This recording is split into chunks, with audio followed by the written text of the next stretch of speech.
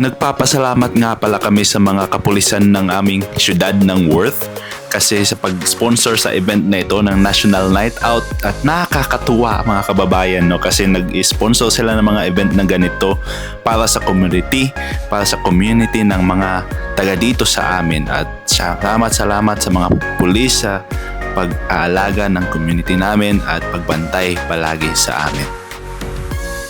Ano nang gawin natin ngayon? Magpapaderma muna ako. Paderma? Magpapaderma ako dito sa mukha ko. Tatanggapin ka ba? Magpapagwapo muna ako. Papaderma ako ngayon. So yun ang gagawin namin ngayon guys. So papaderma ako tapos mag-grocery kami mamaya.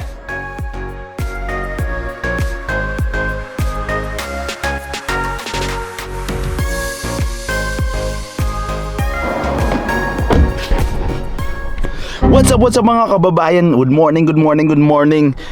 Bagong episode na naman, another episode na naman ng The Cuyos Family Vlogs. So ngayon guys, no, pupunta tayo muna sa dermatologist natin.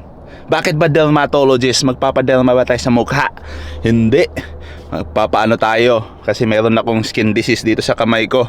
Hindi ko na ipapakita sa inyo kasi nahiya ako. Pero meron akong ipapaayos lang dito sa kamay ko. Meron kasing warts. Na tagal-tagal ko nang tinatry patayin pero ayaw talaga eh. Persistent sila eh. Parang ako lang. Persistent mag-vlog. So nandito na nga pala tayo guys oh. Currently it's 9:10. I got 5 minutes to spare for you guys. Yun. Dito na tayo. Ipapaayos na natin to. Sana mabilis lang para makabalik na tayo dun sa bahay at pupunta na kami sa grocery. Ano yun mga kababayan, tapos na nga tayo dito sa dermatologist. Ang ginawa lang, nilagyan lang ng liquid nitrogen. Grabe, napakasakit. Ay! Woo! Napakasakit. Pero sabi niya, kayang-kaya daw, yakang-yakang patayin yung mga warts na ito. They're very persistent. Ngayon, alas 11 na ng umaga, meron tayong designated driver. Oh no! At undesignated passenger sa likod. So pupunta na kami mag-grocery, punta kami ng Costco, magko-Costco vlog tayo. Dami nagko-Costco vlog sa Buhay Amerika. Costco vlog din tayo. Punta din tayo ng Walmart at punta din tayo ng Caputos. Yung parang vegetable store dito, mga produce. Doon namin binibili yung mga gulay. Tara, puntahan na natin ang Costco. Nagsisimula yung grocery run namin sa pagpunta sa Costco kasi ito yung mga pinakamalaking store dito at kailangan natin ng madaming mga tubig, mostly lang dito ang binibili namin at kung ano-ano man ang nakita ng mata namin kasi goods na goods ang Costco dyan eh. Hinihila ka nila para bumili ka pa ng mas madaming bagay no. Kahit yung tubig lang ang kailangan mo na nasa likod at ayun, napapabili ka tuloy. So yun nga pala guys no, every first week of the month gumaano kami ng mga grocery namin bumibili at goods na yon for 4 weeks at ang budget namin is $300 lamang po at hanggang doon lang ang binabudget namin sa mga bilihin namin dito kasi pag lumagpas pa tayo dyan is ma-out of budget ka na. Napakamahal no, tumataas na yung mga bilihin natin ngayon dito sa Amerika. Used to be na yung 300 is aabot pa yan ng ilang buwan, 2 buwan. Ngayon 300 is unting-unti na lang. At kailangan i-stretch out pa natin yung budget natin sa pagkain. Buti nga lang no. Buti nga po sa nagtatrabaho kami sa restaurant kaya nakakatipid kami sa pagkain minsan kasi nakakapag-uwi naman kami ng mga pagkain namin galing sa restaurant. At salamat sa Panginoon at yun. Hindi kami malakas kumain sa labas at tinatry namin na lutuin lahat ng mga pagkain namin sa bahay at iwas gastos kapag iwas ka din sa pagkain sa labas sa mga restaurant, mga ganon. Kaya kailangan, importante talaga yung mag-grocery kayo, magluto kayo sa bahay at yun nakakatipid kayo ng malaki dito sa Amerika. Tara, next! At yun guys, kakatapos lang namin mag-nap. Ngayon, nagluluto kami ng dinner. Ito yung dinner namin. Yun. Kuha tayo ng spaghetti, Pinoy spaghetti with a twist. Lagyan natin ng spam. Tapos nilagyan din ng mushroom. At Cheating tayo. Spaghetti sauce para mabilis.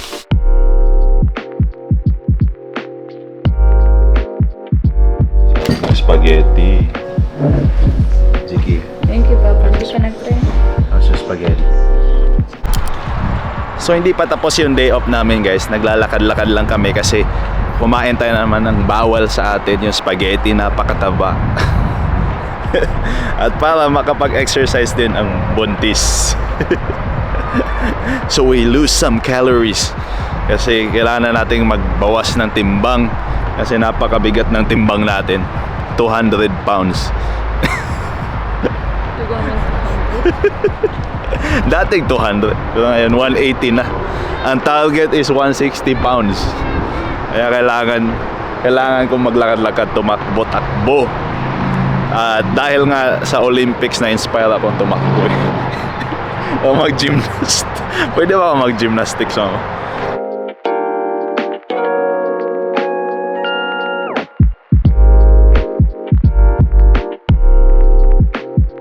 You can do it! Na-enjoy mo ba mga day off na ganito, mama? Yeah. Na yung pasyal-pasyal lang sa park kahit walang ginagawa. Yeah. Ito yung mga the best na day off, guys. Yan o, si Ziki o. Stand up, Ziggy! Doon lang. Magdi-gymnast din yata to eh. Magdi-gymnastic ka ba, Ziki? At dahil ang laki ng papremyo pag naka-gold ka sa Pilipinas, meron ka pang, ilan yan? 30 million pesos. At saka free lifetime buffet sa Vikings. Magpa-practice na ako mag-Olympics. Papa's coming! So balance.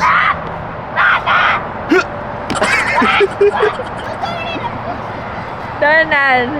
Diyan na. Yung balance. Wait. At Ziko. for the Philippines, Xerxes Cuyos is disqualified. Hindi pa pwede. Ziki, your Kailangan turn! mag-training para sa 2028 Olympics dito sa Amerika. Come on, your turn! Oh, See? Can you hold me?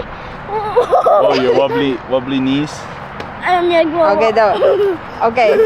Oh, Okay, you Ready? balance. go. No. Don't move too much. See? Oh. Sige nga, mama nga. Balance gymnastic ala Simone Biles. You have to keep it. You have to keep. Nagpa-practice na si Ziki.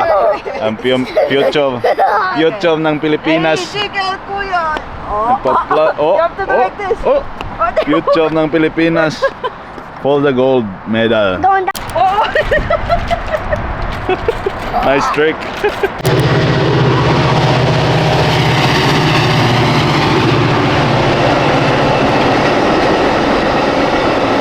Sarap talaga maglakad-lakad. Ganitong oras. Pang paano lang. Pang patanggal pawis.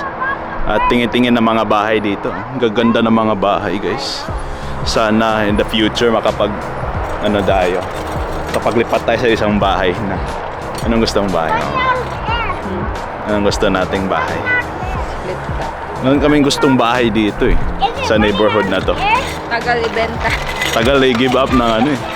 Pero sana pag ready na kami, ready na din niyang ibenta yung bahay na ito.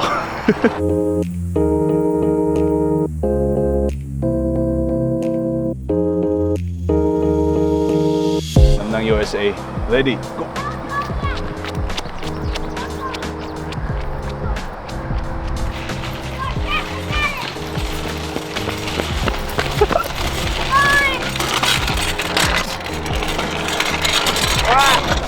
May tao guys, oh, yan yung bahay na gusto namin.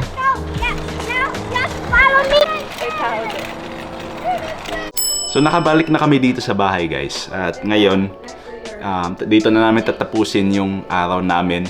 At very nice, very eventful day. And super thankful sa Panginoon dahil nabigyan niya kami ng mga panahon to each other, no? Nang pag-spend natin yung mga panahon na ganito. Kasi minsan di natin alam kung kailan mawawala na yung time sa pamilya natin, di ba? So kailangan i-enjoy natin, di natin alam kung may bukas pa ba tayo. Kaya every time, yun yung rule namin dito sa household namin. Every moment we must enjoy each other's companionship, 'di ba? Kasi di natin alam kung ano mangyari bukas. Or ngayong gabi, or gigising pa ba tayo bukas, 'di ba? So spend na natin yung time natin sa pamilya natin as much as possible. Huwag kang magpakalulong sa trabaho kasi ang trabaho nandyan lang yan, ang pera lang dyan lang yan. Pwede yan kunin kahit kailan mo gusto. Pero ang time sa pamilya, hindi mo na mababawi yan. Tama ba, Mama? Hindi mo na mababawi yung time sa pamilya mo. Kung trabaho ka lang ng trabaho, lalo na dito sa Amerika, mabilis tayo mahulog or matrap sa race dito, di ba? O sa karera ng buhay dito sa Amerika. Kasi parang gulong lang yun. Paikot-ikot ka lang. Trabaho, tulog, bayad ng bills. Ganon. Paikot-ikot na cycle. At doon, matatrap ka na hanggang tatanda ka na. So, as much as possible, enjoy nyo yung buhay nyo, lalo na dito sa Amerika. Sinasabi nila na buhay sa Amerika madali, pero hindi po yun totoo. Napakahirap kasi napaka-stressful. So, yun guys. Maglaba muna tayo. Maglaba tayo para sa kinabukasan. Maglalabada na naman tayo guys kasi membro tayo ng Tigasin. Sabi nga ni Tito Bob, Tigasin, no? So maglalaba tayo ngayon. So, at dito ko na din tatapusin yung vlog natin kasi gabi na alas 9 na ng gabi. Kakatapos lang namin mag-walk kasi from 7 to 8 yun. 7 to 8:30 nag-walk kami. Ngayon maglalaba na at mag-chill na lang kami. Siguro manonood ng movie after nito. Tapos antayin ko na lang itong mga labada dito. Mga bedsheet lang naman to Mabilis lang to siya. So, yun. Doon na natin tatapusin yung araw natin. Bukas, balik trabaho na naman tayo. Thursday na bukas. At sisimulan na naman natin yung daily grind natin from Thursday to Saturday. Yung 10 to 11 na work. Pero bukas mas madali kasi kasama natin si Mrs. buong araw, no? It should be fun. Fun day at work. Tignan natin if mabablog natin yun. Gusto ko i-vlog kasama yung Mrs. ko sa trabaho. Gusto niyo din ba yun? Makita vlog na kasama si honey ko. Iba-vlog natin yan.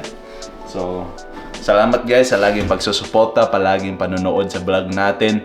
At sana'y ma-bless pa tayo ng Panginoon at sana'y magpatuloy-tuloy pa tayong lahat at mas lalong aangat tayo sa buhay natin, no? So, yun lang guys. Hanggang dito na lang. At abangan niyo sa sunod na vlog yung mga gagawin natin na mas matindi pa. Alright, thank you. Have a good night. Bye!